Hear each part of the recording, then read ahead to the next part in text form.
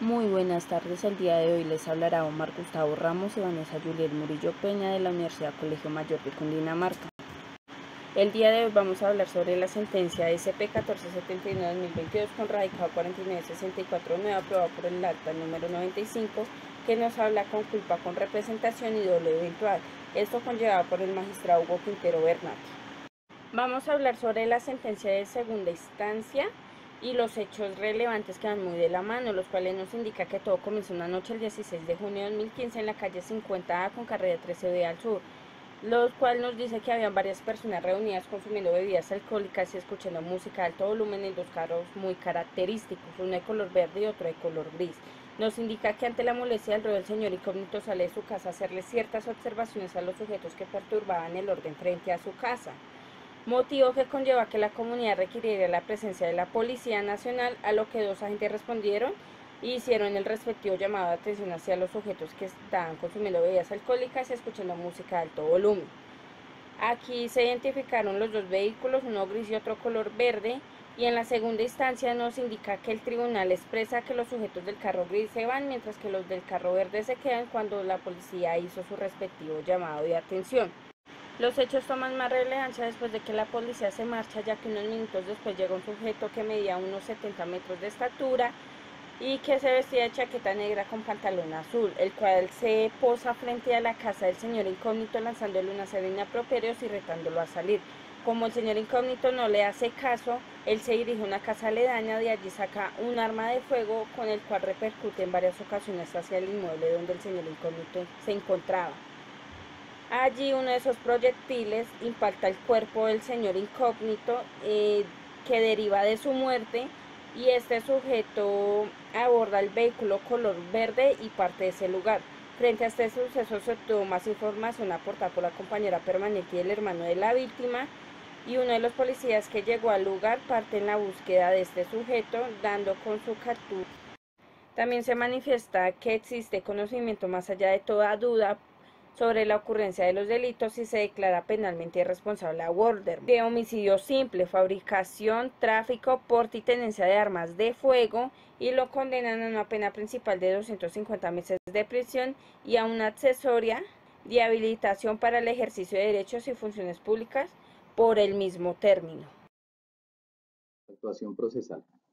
El 17 de junio de 2015, en el Juzgado 56 Penal Municipal con función de control de garantías de Bogotá, a solicitud de la Fiscalía, se llevó a cabo la audiencia para legalizar captura de Valdemar, imputándole cargos como autor de homicidio agravado y fabricación, tráfico y porte de armas de fuego o municiones, estipulados en el Código Penal.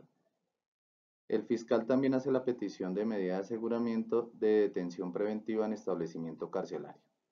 El 7 de septiembre del 2015 se radicó el escrito de acusación, el cual fue repartido al Juzgado 23 Penal del Circuito con función de conocimiento de Bogotá, oficina en la que, en audiencia, la Fiscalía acusó formalmente al procesado en los mismos términos fácticos y jurídicos de la imputación. La audiencia en juicio oral, en la que se adelantó en varias sesiones y que culminó el 22 de abril del 2016, fecha en la que el juzgado emitió fallo de carácter absolutorio y ordenó libertad inmediata del procesado, la cual fue apelado por la Fiscalía 329 seccional de la Unidad de Vida y el representante de víctimas. El 10 de noviembre del 2016, el Tribunal Superior de Bogotá declaró plenamente responsable a Valdemar de los delitos de homicidio simple y fabricación, tráfico y porte de armas de fuego, y lo condenó a la pena principal de 250 meses de cárcel y a la pena accesoria de inhabilitación para la ejecución de derechos y funciones públicas por el mismo término, sin que le fuera concedida la suspensión condicional de la ejecución de la pena y el sustituto de la prisión domiciliaria. En contra del fallo de segunda instancia, el apoderado del procesado presentó demanda de casación, admitida el 5 de diciembre de 2018, solicitando en el numeral tercero de la parte resolutoria y que se ordenara a la sala se pronunciara sobre la doble conformidad, corriendo traslado a las partes para sus alegatos. Razones de disenso derivados de la demanda de casación. En primer reproche a la sentencia condenatoria, el impugnante denuncia que el juzgador dio por demostrado, sin estarlo, que el incriminado eliminó los residuos de disparo en sus manos y ropa y que tuvo tiempo suficiente para desaparecer tales residuos. Añade que tras la captura el acusado se le embalaron las manos y que al realizar el examen para identificar residuos el resultado fue negativo. Como segundo reproche, el abogado del procesado expresa que el tribunal afirmó que el implicado fue encontrado a bordo de un vehículo gracias a la descripción del automotor y del atacante, suministrados por los familiares de la víctima. No obstante, lo que observa es que estos y los demás testigos ofrecieron características que no podían identificar plenamente el carro y el sujeto, aludiendo características puntuales del vehículo, como las placas y la marca del mismo. Asegura que la suma de todas estas no permitía individualizarlo y que la Fiscalía no allegó prueba acerca de la identificación exacta del agresor y del automotor, y que lo único que aportaron era que era una persona de 1,70 metros de estatura, que vestía pantalón azul y chaqueta negra, y que huyó en un vehículo verde. En tercer lugar, que a pesar de que en el caso particular se está dando el delito de homicidio cometido con culpa, con representación, el tribunal contribuyó que se había cometido con dolo eventual, ignorando que la duda se debe resolver en favor del procesado. Alegatos de refutación de la Fiscalía. La Fiscalía Séptima delegada ante esta Corte argumenta que la decisión de segunda instancia se fundamenta en los testimonios practicados en juicios, los cuales fueron apreciados de manera imparcial y relevante. 1. La declaración de la esposa y el hermano de la víctima, donde identificaron al agresor consumiendo licor y escuchando música en dos vehículos automotores, frente a su vivienda, quien también fue identificado como una de las personas que se encontraba en una fiesta realizada cerca de su vivienda. Segundo, el agresor presentó un comportamiento agresivo y violento luego del reclamo que le hizo la víctima, al decirle que respetara y le bajara el volumen de la música, la cual desencadenó la utilización de un arma de fuego, causándole la muerte a la víctima. Tercero, la captura del agresor se dio después de su huida del lugar de los hechos. La familia de la víctima indicó a los policías las características físicas del agresor.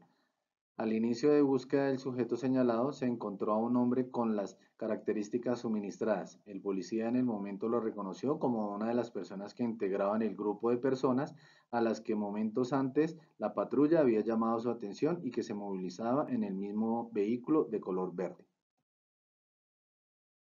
Concluye la Fiscalía que no se trata de pruebas de referencia, sino de aquellas con carácter directo o indirecto. Tampoco es un único testimonio que limite la objetividad en la decisión de condena, y que los testimonios cuentan con tal rigurosidad de recordación, evocación y certeza que pudieron ser corroborados por otros medios, y entre sí conteste a lo exigido por la jurisprudencia. En esta sentencia hablamos de culpa con representación y dolo eventual, ya que ambas figuras parten del mismo supuesto de que el sujeto no quiere el resultado típico, pero provee la posibilidad de que éste se reproduzca, como dispararle en varias ocasiones al domicilio donde se encontraba el señor incógnito, sabiendo que él estaba dentro. Indicamos aquí el artículo 22 del Código Penal, porque la Sala de Casación Penal nos indica que el dolo eventual contiene dos elementos. El primero, la previsión de la infracción penal como probable, es decir, que es más probable que suceda, que ese hecho sí se dé. Y dos, la indiferencia respecto a su realización, es decir, que es probablemente va a suceder y va a causar un daño. Aquí también observamos el delito culposo, que también lo recuerda la Corte, y que si en culpa sin representación, que es cuando hay una situación perfectamente previsible donde la persona puede darse cuenta que se puede causar un daño, y culpa con representación, que es cuando el sujeto configura su mente que puede haber un daño típico, pero aún así sigue con su comportamiento negligente, pero confía equivocamente en evitar ese daño. Ya teniendo estos conceptos, la Corte nos da una diferencia entre dolo eventual y culpa con representación, y nos indica que ambas tienen en común en que el sujeto representa en su mente el resultado, y se distingue fundamentalmente en que el dolo eventual permanece hepático, es decir, le da igual si sucede o no, y la culpa con representación obra confiando en que no sucederá, pero podrá evitarlo, pero al finalmente falla y comete un delito.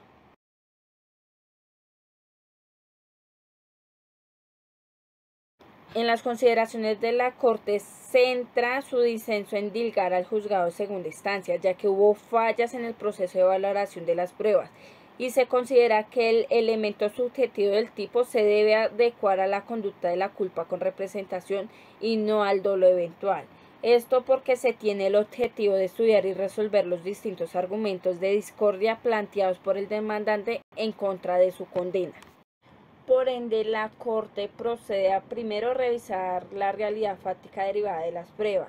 Segundo, pasa a confrontar el análisis probatorio realizado por el tribunal y el demandante con el verdadero escenario demostrado. Y tercero, examinar el elemento subjetivo del tipo de homicidio en el caso concreto. Finalmente, redactan los hechos sucedidos en palabras de la esposa y el hermano del señor incógnito. También se da la forma equívoca de la presencia del dolo, ya que se debe tener en cuenta las manifestaciones desplegadas por el agresor hacia el señor incógnito, llamando su atención con el arma de fuego con la cual le causó la muerte, dejando al azar el resultado porque quería, como diera lugar, a arremeter contra el sujeto, en este caso el señor incógnito, independientemente del resultado dañino. Ahora se observa que no fue un solo disparo, sino varios hacia el domicilio y que no fueron hacia el aire, sino a su casa, conociendo que allí habían personas, lo que se infiere que la intención del procesado no era otra sino causar daño, incluida la muerte del señor incógnito. Resuelve. Primero, casar parcialmente de manera oficiosa la sentencia proferida por el Tribunal Superior de Bogotá el 10 de noviembre de 2016 contra el agresor para fijar la pena accesoria de inhabilitación para el ejercicio de derechos y funciones públicas en 240 meses. Segundo, confirmar en los demás aspectos la sentencia proferida por el Tribunal Superior de Bogotá el 10 de noviembre del 2016. Contra la presente decisión no procede recurso alguno.